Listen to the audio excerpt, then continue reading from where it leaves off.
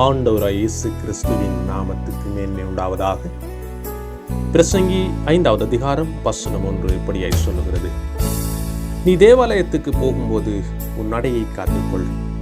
வசனம் 2 இப்படியாய் சொல்லுகிறது: தேவ சமூகத்தில் நீ துணிகரமாய் உன் வாயினால் பேசாமலும் மனம் பதறி ஒரு வார்த்தையும் சொல்லாமலும் இரு. தேவன் வானத்தில் இருக்கிறார், நீ பூமியில் இருக்கிறாய். ஆதலால் உன் வார்த்தைகள் சுருக்கமாயிருப்பதாக என்பதாய் பிரசங்கியிலே பதிவு செய்யப்பட்டிருக்கிறது. அன்பான ஜனமே, தெய்வத்துடைய சமூகத்தில் நாங்கள் பயத்தோடும் பக்தியோடும் உத்தமத்தோடும் உண்மையோடும் போகும் பொழுது பரிசுத்த ஆவியானவர் எங்களோடு கிரியை செய்கிறவராயிருக்கிறார். நாங்கள் பரிசுத்த ஆவியானவருடைய தொடுதலோடு அவரை சேவிக்க வேண்டும், கர்த்தரை மேன்மைப்படுத்த வேண்டும். பரிசுத்த ஆவியானுடைய உதவி இல்லாவிட்டால் எங்களுடைய ஜெபம் வெறுமையாய்விடும்.